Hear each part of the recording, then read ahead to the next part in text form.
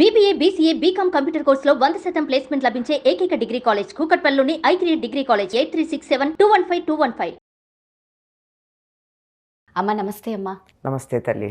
కర్పూరంలో 2 రకాలు ఉంటాయి, పచ్చ కర్పూరం, మామూలు కర్పూరం. కానీ ఈ పచ్చ కర్పూరం వాసన మాత్రం చాలా గుమాలిస్తూ ఉంటుంది, చాలా పవిత్రమైంది అంటారు. ఈ పచ్చ కర్పూరంకి మామూలు కర్పూరంకి ఏంటమ్మా తేడా? పచ్చకర్పూరం పూర్తిగా చెట్టు నుంచి వచ్చేదమ్మా. మామూలు కర్పూరం కూడా చెట్టు నుంచే వస్తుంది, కానీ ఇంకా రసాయనాలతో కూడా తయారయ్యేటటువంటిది ఉంది దాంట్లో. ఈ రెండింటికి ఉన్న తేడా ఏమిటంటే పచ్చకర్పూరం మంచులాగా మెలమెల దగదగగా మెరిసిపోతూ ఉంటుంది.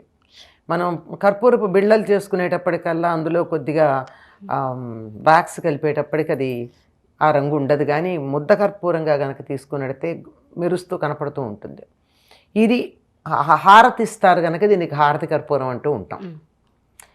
ఇది పచ్చకర్పూరం అన్నది చాలా విలువైనటువంటిది, ఖరీదు కూడా ఎక్కువ. ఇది పచ్చకర్పూరం మామూలు కర్పూరం లాగా దగదగా మెరవదు, కొంచెం ఒపేక్ అంటారు. అంటే దాని నుంచి ఇలా చూస్తూ ఉంటే ఒకవైపు నుంచే కనపడుతుంది. మరి గ్లాసెస్ ఉంటాయి చూడ అద్దాలు, కొన్ని అద్దాల్లో ఇటు అటు తేడా లేకుండా ఇట అట అన్నట్టు ఒకే అద్దం లేనట్టు కనపడేది కాకుండా ఇటు నుంచి చూస్తే బయట ఉండే వాళ్ళకి లోపల వాళ్ళు కనపడరు, కానీ లోపల వాళ్ళకి బయట వాళ్ళు కనపడతారు, అట్లా అన్నమాట. అట్లా కొద్దిగా ట్రాన్స్పరెన్సీ తక్కువ ఉండేటట్టుగా ఉంటుంది. ఇది ఫ్లేక్స్గా బిళ్ళలుగా ఉంటుంది సహజంగానే. కొంచెం అచ్చమైన తెలుపు కాకుండా కొద్ది అందులో ఆఫ్ వైట్ అంటామే, అంటే కొద్ది పసుపు కలిపితే తెలుపులో ఎట్లా ఉంటుందో అట్లా ఉంటుంది. ఇది అలా పెట్టినట్టయితే ఆ కర్పూరం ఈ కర్పూరం కూడా ఉత్పతనం చెందుతాయి. ఉత్పతనం చెందడం అంటే గాలికే అవి ఆవిరైపోతాయి, అవి నీరు కారవు, ఏమవుతాయో తెలియదు, కింద ఏమీ మిగలదు. అందుకే ఏదైనా అవశేషాలు లేకుండా పోతే ఏమంటే హారతి కర్పూరం లాగా హరించుకుపోయారు అంటారు. అంటే ఏమీ మిగలదు అసలు, కనీసం కింద ఇంత మసి కూడా మిగలకుండా ఉంటేనే అది నిజమైన కర్పూరం. మసి కట్టిందంటే అందులో మాలిన్యం ఉందని అర్థం. ఈ రెండింటికి ఆ లక్షణం ఉంది. ఈ పచ్చకర్పూరం మంచి పరిమళ ద్రవ్యంగా కూడా వాడతాం. మన మామూలు కర్పూరాన్ని దానికి వాడడం, హారతికి ఇస్తామే తప్ప తినడానికి వాడడం. పచ్చకర్పూరాన్ని లోపలికి తీసుకోవడానికి కూడా వాడతాం. ఎలాగా అంటే ఇంట్లో ఏదైనా మనం తీపి పదార్థాలు కనుక చేసుకున్నట్టయితే అందులో తప్పనిసరిగా కొంచెం పచ్చకర్పూరం వేస్తాం. చేత్తో ఇలా నలిపితే మెత్తగా పొడుమైపోతుంది. ఆ పొడుమైపోయినప్పుడు ఆ పచ్చరంగు కూడా తెల్లగానే ఉంటుంది, అంటే దట్టంగా ఉంటే అట్లా ఉంటుందన్నమాట. దాన్ని అలా గనక వేసినట్టయితే సాధారణంగా దాన్ని ముందర వేడి చేయక్కర్లా, అంతా అయిపోయిన తర్వాత ఇంకా దింపబోయే ముందు వేస్తారు. ఆ గుమగుమలాడుతూ ఉంటుంది. గుమగుమలాడడంతో పాటు ఇది తిన్నదాన్ని తేలిగ్గా జీర్ణమయ్యేట్టు చేయగలుగుతుంది. దానితో పాటుగా తొందరగా పాడవకుండా నిలవ ఉండేట్టు చేయగలదు. పచ్చకర్పూరం కనుక వేసినట్టయితే దాంతో తయారు చేసినటువంటి తీపి పదార్థాలు, మిఠాయిలు ఏవైతే ఉన్నాయో ఇవి తొందరగా పాడవు. అందుకే తిరుపతి లడ్డూల్లో పచ్చకర్పూరం వేస్తారు. ఈ పచ్చకర్పూరం వేయడం వల్ల లడ్డు మనం తిరుపతిలో కొనుక్కుని 3 రోజులు 4 రోజులు ప్రయాణం చేసి ఇంటికి వచ్చాక అప్పటికి కూడా పాడవదు. బంధువులు ఎవరో వస్తారో అయిన వాళ్ళకి ప్రసాదం పెట్టాలి అనుకుంటే కూడా 4 రోజులు ఆపితే కూడా పాడవకుండా ఉండడానికి కారణం అందులో పచ్చకర్పూరం వేయడం. ఈ పచ్చకర్పూరం ఇంతగా నిలవ ఉంచేటటువంటి గుణం ఉంది. ఈ కారణంగా భగవద్రామానుజుల శరీరానికి 6 నెలలకు ఒకసారి పచ్చకర్పూరపు పూత పూస్తారు. ఇప్పటికీ ఉంది ఆయన శరీరం శ్రీరంగంలో. 6 నెలలకు ఒకసారి ఆ శరీరం మీద ఉన్న కర్పూరాన్ని తీసేసి పచ్చకర్పూరాన్ని మళ్ళీ కొత్తగా పూత పూస్తారు. అది పాడవకుండా ఉంటుంది. దేన్నైనా సజీవంగా, అంటే ప్రాణం ఇవ్వలేదు కానీ ప్రాణం ఉన్నట్టుగా పాడైపోకుండా, కుళ్ళిపోకుండా, చెడిపోకుండా ఉంచగలిగినటువంటి లక్షణం పచ్చకర్పూరానికి ఉంది. అందువల్ల మనం తినే పదార్థాల్లో అది కనుక వేసుకున్నట్టయితే తొందరగా పాడవకుండా ఉంటుంది. ఇంకొక విశేషం, వెంకటేశ్వర స్వామికి తిరునామం అలంకరిస్తారు కదా.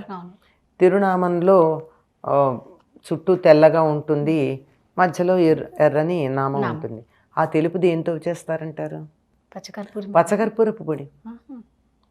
ఆ పచ్చకర్పూరపు పొడితోనే ఆయన తిరునామాన్ని అలంకరిస్తారు ఆయనకి. అంటే ఇప్పుడు మీరు మామూలు కర్పూరం అయితే తొందరగా హరిస్తుంది అంటారు, ఈ పచ్చ కర్పూరం అయితే అలా ఉండదా అమ్మ? హరిస్తుంది, అది కూడా హరిస్తుంది. అంటే ఈ వారమే కదా.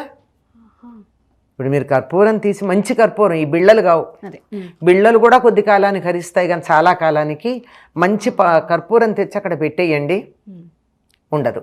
లేదా ఎయిర్ టైట్గా డబ్బాలో పెట్టి కర్పూరాన్ని పెట్టండి, ఓ 15 నెల రోజుల తర్వాత తీస్తే కింద ఉన్నటువంటి కర్పూరం మూతకు అడుగున అతుక్కుని ఉంటుంది. ఎట్లా వెళ్ళిందంటే గాలికి ఆవిరైంది, పైన మూత ఉంది, వాతావరణం చల్లగా ఉంది, బయటికి వెళ్ళలేదు, అంచేత ఆవిరి కాస్త అది గడ్డగట్టి మూత దగ్గర ఉంటుంది కర్పూరం. అలా ఉందంటే అది మంచి కర్పూరం అని అర్థం. పచ్చకర్పూరం కూడా అంతే. అందుకే మనం వంటల్లోకి తెచ్చుకున్న పచ్చకర్పూరాన్ని పూర్వకాలం చాలా కష్టపడి నిలవబెట్టేవాళ్ళు. ఈ రోజుల్లో మనం ఏం చేస్తున్నాం, ఎయిర్ టైట్ డబ్బాల్లో పెట్టి ఫ్రిడ్జ్లో పెట్టుకుంటున్నాం. లేకపోతే కొన్న తర్వాత ఏమైందో 4 రోజుల తర్వాత వెతుక్కోవాలి, ఎక్కడుందని. తర్వాత మనం వక్కపొడి ఒకటి ఉంది కదా మనకి, తెలుగు వాళ్ళు తమిళియన్స్కి చాలా మంచి అలవాటు అంటామో చెడు అలవాటు అంటామో తెలియదు, కానీ ఒక అలవాటు. అందులో కూడా సుగంధ ద్రవ్యాల్లో ప్రధానంగా వాడేది పచ్చకర్పూరం. తాంబూలంలో కూడా తప్పనిసరిగా పచ్చకర్పూరం వాడతారు, చిన్న పలుకు. ఈ పచ్చకర్పూరం పలుకు పుదీనా పువ్వు అని చెప్తాం, మింట్ అంటాం, క్రిస్టల్స్ ఉంటాయి అవి. ఆ మింట్ క్రిస్టల్ ఒకటి, ఈ పుదీనా పువ్వు అనేది మింట్ క్రిస్టల్. తర్వాత ఈ పచ్చకర్పూరం 2 కలిపి అరచేతులు వేసి ఇలా కలపండి, 2 కలిపి నీళ్ళు అయిపోతాయి. కొంచెం సేపటికి ఆ నీళ్లు కూడా ఉండవు, అక్కడ ఆవిరైపోతాయి. బాగా తలనొప్పి ఉన్నటువంటి వాళ్ళకి పూర్వకాలం ఇళ్లల్లో అంతే చేసేవాళ్ళు. పచ్చకర్పూర పలుకు ఒకటి, ఈ పుదీనా పువ్వు పలుకు ఒకటి కలిపి అరచేతుల్లో ఇట్లా వేసుకుని ఈ 2 కణతలకి ఇలా అంటించేసి, ఇంకా కావాలంటే కాసేపు ఇలా కూడా పెట్టి అంటే ఒక 5-10 నిమిషాల్లో తలనొప్పి తగ్గుతుంది. అమ్మంటే ఇది ఇప్పుడు మీరు అన్నారు కదా, మనం తిండిలో కూడా వేసుకోవచ్చు ఆహారం, అంటే దానికి ఒక మోతాదు అనేది ఉంటుందేమో, ఉండే వాళ్ళకి తెలుస్తుంది. మరీ ఎక్కువ వేస్తే ఘాటు ఎక్కువగా ఉంటుంది, ఎంత ఘాటున్నా వాసన అంతే ఉంటుంది. వాసనలో ఎక్కువతో ఇప్పుడు 10 గులాబీ పూలు పెట్టినా, 100 గులాబీ పూలు పెట్టినా, 1 గులాబీ పువ్వు పెట్టినా గులాబీ వాసనలో దట్టం ఉండదు. ఎక్కువ దూరం వ్యాపించడంలో తేడా ఉంటే ఉండాలి. కానీ 1 గులాబీ పువ్వు వాసన ఉంటే కొంచెం ఉండి, 2 గులాబీలు గట్టిగా ఉండి, 10 గులాబీలు ఉంటే మనం భరించలేనంత గులాబీ వాసన ఉంటుందని ఏం లేదు కదా, లేదు, అంతే లెక్క. అట్లా ఉంటుంది. ఈ ఒక్కపొడిలో కూడా తప్పనిసరిగా అన్ని రకాలైనటువంటి పదార్థాలు, అందులో సుగంధ ద్రవ్యాలు వేస్తారు కదా, యాలక్కాయలు, లవంగాలు, తర్వాత ఇంకా అనేక రకాలైన సుగంధ ద్రవ్యాలు ఉన్నాయి. కొన్నిటి పేర్లు మన వాళ్ళకి చాలామందికి తెలియని కూడా తెలియవు. జాజికాయ, జాపత్రి, ఒక ప్రత్యేకమైనటువంటి లవంగం వేరే ప్రత్యేకం, ఇలాంటివన్నీ కలిపి చక్కగా మంచి నేతిలో వేయించి వాటిని పొడుంచేసి, ఆ పొడుము అలా ఉండగా ఈ పచ్చకర్పూరమును పుదీనా పువ్వు కలిసి నలిపేసి దాంట్లో కలిపేస్తారు. కలిపి అది ఒక పలుకుల్లో కలుపుతారు. ఇళ్లలో తయారు చేసుకునేవాళ్ళు పూర్వకాలం. ఇలా చేయడమే కాదు, అన్నం తిన్నాక తాంబూలం వేసుకునేటప్పుడు తప్పనిసరిగా పచ్చకర్పూరం వాడేవాళ్ళు. ఆకులు, చక్కని ఆకులు తెచ్చుకుని దాన్ని తుడిచి సున్నం రాచి, ఆ సున్నం రాచిన తర్వాత వక్కలు దాని మీద పెట్టుకుని, ఆ వక్కలతో పాటు యాలక్కాయ, లవంగం, ఇలాంటివన్నీ, జాజికాయ, జాపత్రి, ఇంకా గులాబీ రేకలు, కాచు, ఇంకా చాలా పదార్థాలు, కస్తూరి, దాంతో పాటుగా కర్పూరం. వీటి పాళ్ళు తేడా ఉంటాయి. ఇందాక అడిగారు కదా ఎంత మోతాదు ఏంటని, అది చెప్పలేం. కానీ దీంట్లో ఒకప్పుడు తెలిసేదట. మనుచరిత్రలో చెప్తాడు, అక్కడ నుంచి ఒక మంచి తాంబూలపు వాసన వస్తుంది, అక్కడ ఒక స్త్రీ ఉన్నట్టు నేను గమనించాను అని. ఎట్లా తాంబూలపు వాసన బట్టి? అందులో కర్పూరపు వాసన ఎక్కువ ఉందట. దానిని బట్టి, ఆ పాళ్ళని బట్టి, ఆ వాసనని బట్టి కర్పూరము, కస్తూరి, వాటి పాళ్ళు ఎలా ఉన్నాయో చూసి అది స్త్రీ వేసుకున్న తాంబూలం అని వీళ్ళు గుర్తించారట. మనం చెప్తాం కదా, కారాకిళ్ళి వేసుకుంటే ఆడపిల్లలు అనుకోం కదా, అనుకోము. హారతి కర్పూరం కలిసిందంటే అది ఆడపిల్ల. హారతి కర్పూరం కలిస్తేనా? హారతి కాదు, మామూలు పచ్చకర్పూరం. అది అందులోనూ మనం ఇక్కడ అనుకుంటున్నాం. మనకి తెలియడానికి ఉదాహరణ చెప్పా, కానీ ఇలాంటి పిచ్చి తాంబూలాలు వేసుకునేవాళ్ళు కదా పూర్వం. ఇదంతా ఆరోగ్యాన్ని చెడగొట్టేవి. అవి చక్కగా ఉండేవి. ఆరోగ్యాన్ని పెంపొందించేవి, చక్కగా ఉండేవి అవి.